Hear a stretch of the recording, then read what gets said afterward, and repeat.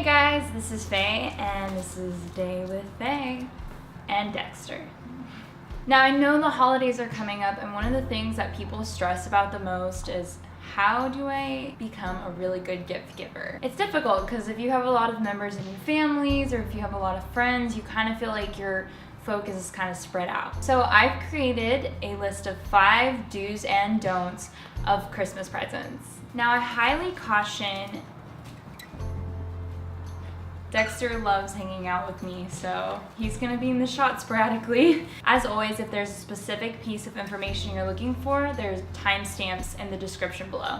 All right, so let's start out with the 5 don'ts. Number 5, gift cards. Now I know that this is a very popular gift option that most people opt for. Gift cards are easy, they're accessible, people can get what they want at the end of the day, so I definitely understand the appeal. The only thing that's kind of like iffy about gift cards is that they feel really impersonal, but that's not always true. I will have an asterisk on this because sometimes gift cards are very, very personal and very sweet. For example, my boyfriend, fiance, what?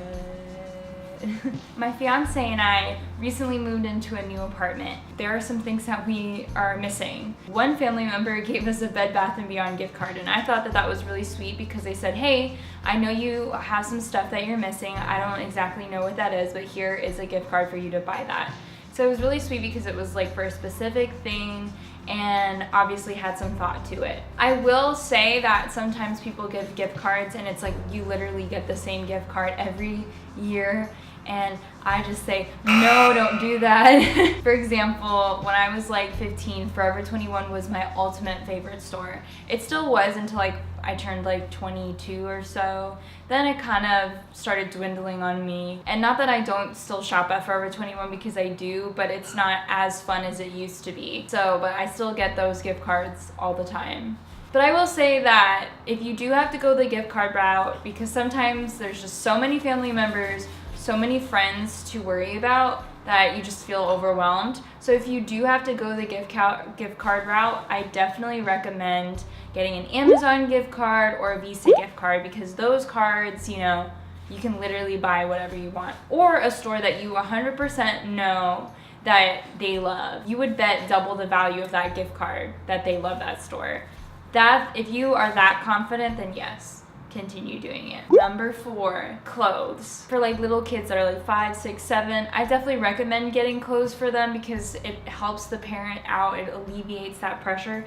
But for someone like an adult or a teenager or even like a 10-year-old or stuff, I really wouldn't recommend getting clothes just because you don't know how picky that person is. For example, I'm really picky with clothes. I go shopping and I try on like 10 things and I'm lucky if I even like one. So when a person gets an outfit for me, I feel really weary about it. I wouldn't get clothes for someone unless you're 100% know that they are gonna love it.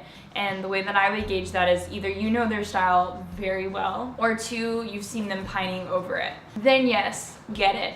But the other thing that comes with clothes is that you don't know exactly what their size is. People fluctuate a lot in size, and it would just suck so hard if you got something and it was like way too small. Or I've had the opposite happen to me where I'm given like extra large shirt and I'm just like, I literally will never be able to wear this. And then they say, oh, well, wear it as PJs. And I'm like, thank you. I don't recommend clothes unless you would bet like double the value that they love that. If you are willing to put that much confidence into it, definitely get those clothes. Number 3 is called Close But No Cigar. So what does this really mean? I don't know if this has happened to you, but it has happened to me. When I was like a teenager in high school, I really wanted a MacBook laptop. And the reason I wanted that was something that had GarageBand on it, something that had iMovie. I felt like the interface of those programs were a lot easier than what was offered to me as affordable on Windows platform. So I told my parents this, and I know that they meant well, and I saw like a laptop shaped box and I was so excited. I was like, oh my god, it's finally here. I open it up and I'm like, oh my god, I'm so happy. And then I see it and it's like HP, and like instantly my soul is like, oh, dang it, you know, because I was just like, I'm really happy they got me a laptop, but this isn't exactly what I wanted. And you know, I get it. HP was definitely a lot cost effective than the MacBook laptop would have been, but my thought process was like, hey, if we can't afford this now, I would like to save up that money for like next year or something. My mom and her boyfriend didn't know like the specs. They're like, oh, a laptop, I can get any laptop and it works fine. So I really don't recommend getting a laptop or anything that's like anything techy unless you know exactly the model that they like. Just because, I don't know, a lot of people do a lot of research when they buy big products like that. When I had that laptop, I couldn't buy another laptop for like the next 5 years until my laptop died. Number 2. Do not buy anything that pushes your agenda or anything that you feel the other person should want but they didn't specifically ask for. Here are some examples. Getting a weight loss tool, whether it be like a treadmill desk, a cookbook that's healthy recipes, a cycling machine. Unless someone specifically asks you for that, do not get them that, because you feel really bad. You're like, oh, I guess I have to work on myself, and my family and friends are giving this to me as like a strong hint, like, hey, you gotta lose some weight. That's not the spirit of Christmas. That's just very like, oh, I feel crappy about myself.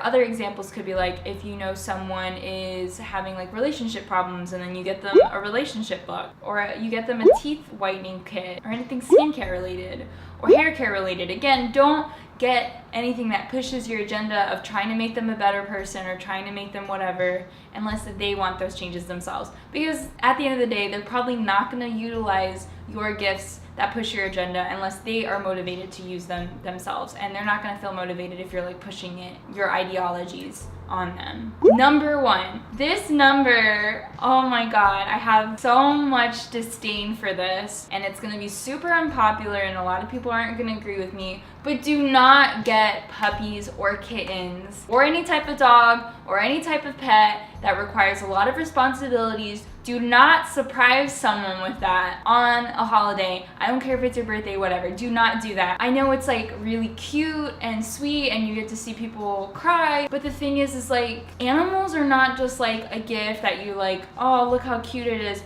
put it to the side. Animals are a very long-term responsibility. You are adding a new member into the family. You wouldn't get a baby, adopt it, and say, hey, if it was legally possible, hey, here's a baby that I got you for Christmas. No, like nobody would do that. And in the same vein, don't do that with puppies or kittens. A lot of people don't understand the amount of responsibilities that go into having a puppy or a kitten. Like puppies need to be walked every 4 hours. It requires so much attention and time. And I know a lot of people love the idea and they think it's cute and they really can't like separate themselves from that. The reason that I say this is because a lot of families end up rehoming their animal, and that's a very stressful process for a dog, or they just feel so overwhelmed and they make shady decisions. I don't know, maybe they're so frustrated that they like abuse their animals. I'm so passionate about this. I want animals to have a loving home where it's like an informed decision, like they're ready. I love animals so much. I love my dog so much.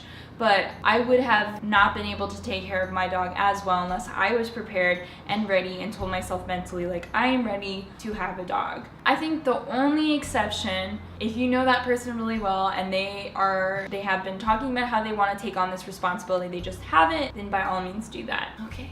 Now we're on to the happy list, which is the 5 Ds of Christmas presents. 5 inside joke presents. I think that if you have an inside joke with someone and you get them a present that kind of like illuminates that joke, I think that that's really sweet. I think it's really compassionate. Every time they see that thing, they're going to remember it. So for example, one of my best friends, we met because of a snow cone machine. So we always talk about how that's really weird and a very unusual way of becoming friends. So I got us a snow cone machine. Hey, this is how we met, and it's really cute.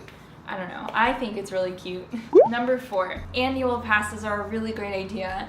And I think it's because I like the idea of having experiences as a present versus like a physical object. So annual passes, when a lot of people think about annual passes, they think of theme parks. And you know, that's definitely a great idea, but those are very expensive, as we all know. So I actually got this idea from one of my future sister-in-laws. She was given an annual pass for a zoo for her whole family. But I thought that was awesome because anytime someone visits you, you have it already. It like makes their life easier. year, and she just recently had a child, so it kind of just like creates this like activity that you can do with your family, and it's something that you're going to remember for the rest of your life. And so that's why I think that those are a really great idea. So again, you can do theme park passes, but those are very expensive. You could do zoo passes, aquarium passes, museum passes too. Like, all of those are really great ideas. Again, make sure it's something that they enjoy, something that they would like. Number three is new interest gift. So this one I would say get for someone that you know really well. For example, last year my boyfriend, my fiance, he started getting really into making his own coffee. So that was like around Christmas time, and I was like, oh hey, he really wants to make his own coffee. So I did some research. What are good like beginner's guide to making your own coffee at home? So I got like a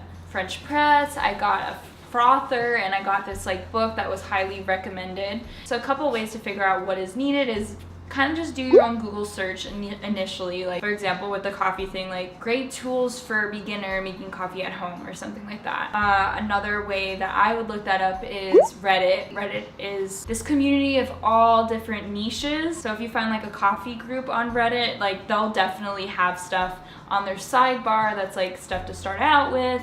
If that's like too complicated for you, there's Amazon too. Amazon is a really great tool. I always make sure that it has like 4 stars or up, like that's the highest like filter that you can click. I look through reviews. Specifically, I usually look at customer images because I feel like those are harder to fake. So when he got that, he really enjoyed it. It's like I was like listening to him, and I was also making his life easier because I did do that research for him. Number 2. So this isn't really a present idea as much as it is like just a general rule of thumb for a Christmas present. I definitely recommend establishing a budget with the person that you are giving a gift for. Just because it would be really awkward if you spent $100 for someone and they spent $5 on you and you exchange presents. It's gonna feel a little bit weird for both of you, at least one of you. So I definitely recommend establishing some sort of budget and sticking with it. And if it's a type of like relationship where you wouldn't normally like establish a budget with them, I'd say like $20 to $50 is like a good range for presents for like a gift amount. Number 1, I think that this is a very, very cute idea, and I think the best presents that I've ever received were activity gifts, and especially ones that involve both of you.